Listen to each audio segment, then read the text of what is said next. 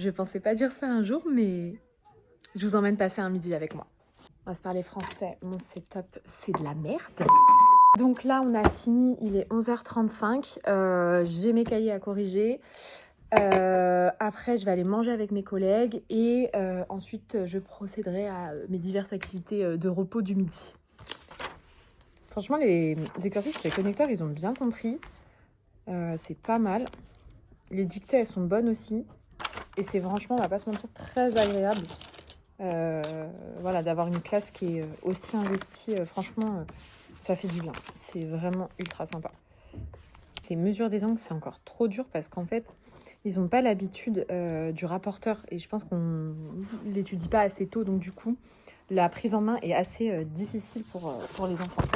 Et c'est un peu mon objectif de ces années, faire beaucoup plus de géométrie, mais vraiment de manière très ritualisée, parce que en fait, c'est vraiment un truc que des fois on le laisse de côté, parce qu'on dit, ah, on a ça, on a tellement de choses à faire que bon, bah, des fois ça peut paraître difficile et compliqué. Mais ouais, là, franchement, je me force à me dire, non, il faut absolument faire de la géométrie et pas laisser ça de côté. Ce n'est plus possible, en fait.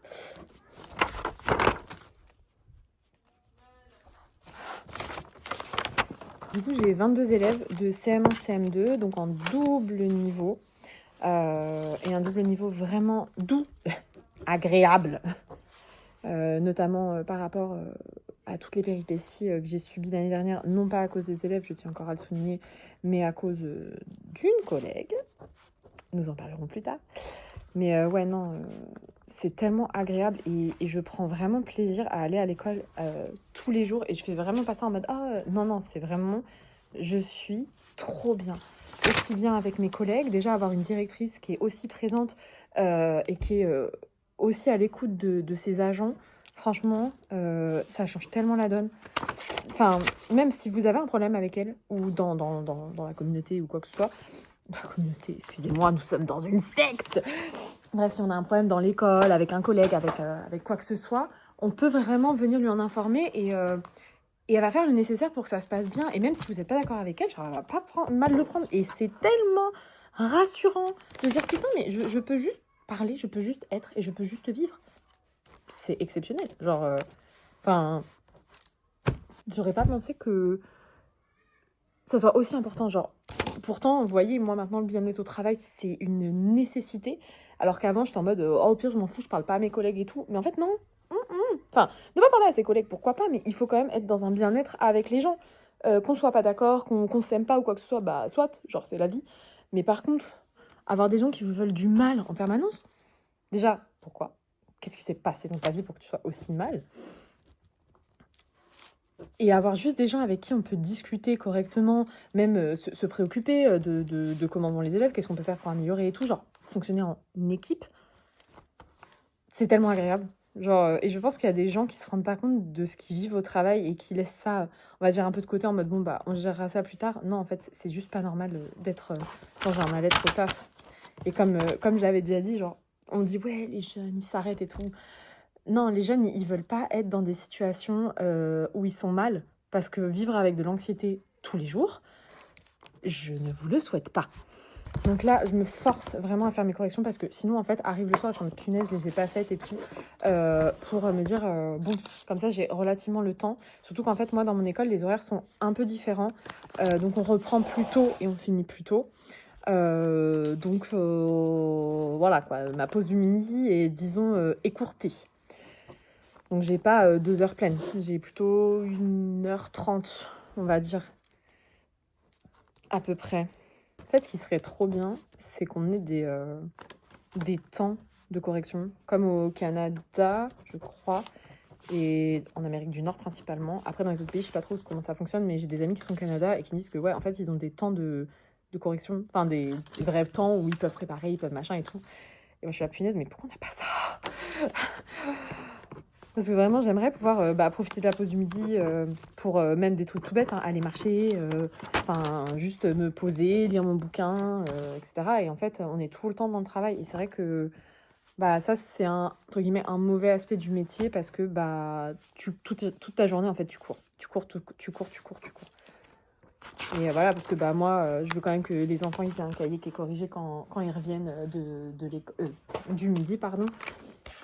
Je veux quand même que les choses, elles soient à peu près faites correctement, même s'il y a des jours, franchement, on va pas se mentir, franchement, c'est dur, parce que bah, vous êtes fatigué, parce que machin. Là, j'ai relativement bien dormi, donc ça va. Ce n'est pas le cas tout le temps. Genre, en plus, je sais pas vous, mais bah, du coup, maintenant, je vis à 2 avec mon conjoint, et j'ai trop du mal à dormir à 2. Genre, qui a intégré cette bien-pensance-là? Genre, il faut dormir à 2, pourquoi faire? Qui a dit? Qui a décrété ça? Je suis pas d'accord. Non, non, franchement, je dors tellement mieux toute seule. En fait, déjà, je suis quelqu'un de très embêtant parce que il faut pas me toucher, il faut pas me coller, il faut pas me souffler dans la tête. Bref, j'ai besoin d'un cadre de sommeil extrêmement précis. Et en fait, s'il y a un élément qui change dans mon cadre de sommeil, je ne peux plus dormir. Genre, vraiment, impossible. Impossible pour moi. Donc souvent, je dis, mais tourne ta tête. Et après, il va s'énerver. Alors que lui, il s'endort en 5 secondes. Ça m'énerve tellement. Je suis là, mais c'est une blague. La vie à 2, moi, je pensais pas que c'était dur comme ça. J'adore mon conjoint. Je l'aime d'un amour fou, mais des fois, je peux plus voir sa tête. Et lui aussi, hein, on se l'est dit, on peut plus se voir. Là, ça va mieux. Mais c'est très, très drôle, la vie à 2. Ouais, c'est ultra particulier.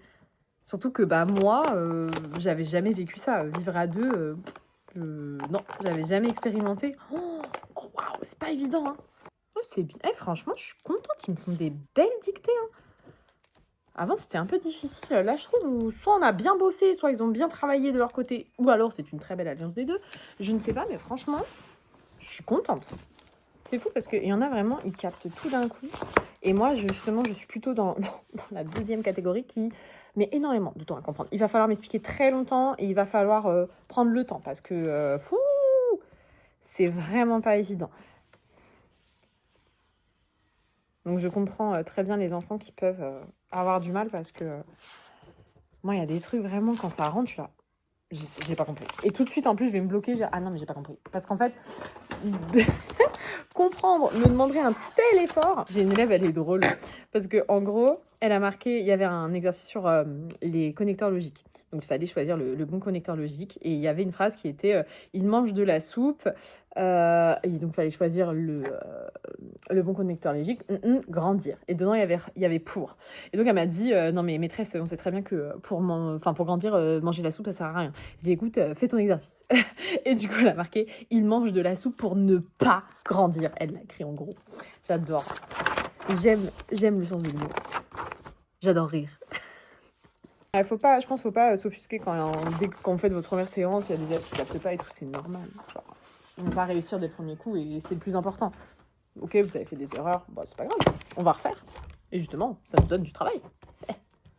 Attendez, comme si on n'avait pas assez. It's done. Du coup, là, je vais aller manger avec mes collègues, donc je ne vais pas filmer quand même, on va les laisser tranquilles. Et puis après, on va voir ensemble ce qu'on fait. J'ai fini de manger, il est 12h20. Je vais aller marcher environ 20 minutes, comme j'essaye d'augmenter mon NEAT. Donc c'est le temps de dépenses sans sport en gros. Donc je veux marcher un peu plus parce que je suis en perte de poids. Et j'en ai marre de ne pas perdre de poids, donc je marche plus. Donc je prends maintenant cette habitude tous les midis d'aller marcher un petit peu, sauf évidemment quand il pleut, mais là on est sur un temps globalement classique. Donc voilà, je vais aller marcher un petit peu et puis après, j'aimerais bien du coup avoir quand même un petit temps pour me poser, peut-être pour dormir. Voilà. C'est vraiment des petites habitudes que j'essaie de mettre parce que je suis malade, donc j'ai un SOPK et je m'endors extrêmement facilement. L'après-midi, je peux être extrêmement fatiguée et le fait de bouger le midi et de ne pas rester justement déjà dans ce mood où je vais être fatiguée, ça me permet entre guillemets d'avoir un peu un regain d'énergie. Donc c'est vraiment l'habitude que j'essaye de mettre en place pour cette nouvelle année, de vraiment au moins 2-3 fois par semaine sur les temps de travail lorsque c'est le midi d'aller marcher. J'ai marché 20 minutes et on se rend pas compte à quel point ça fait du bien. Pourtant ça paraît tout bête, on se dit oh mais non j'ai pas le temps.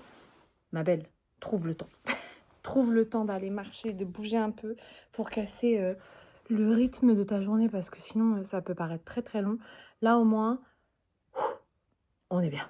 Donc là il me reste 30 minutes de pause parce que je suis de service à la reprise.